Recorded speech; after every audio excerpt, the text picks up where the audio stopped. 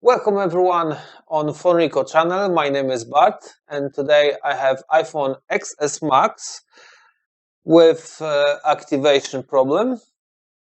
When I inserted SIM card, I realized I don't have a signal, so that's mean very likely that's the baseband issue. Okay, so please watch the video and let's begin.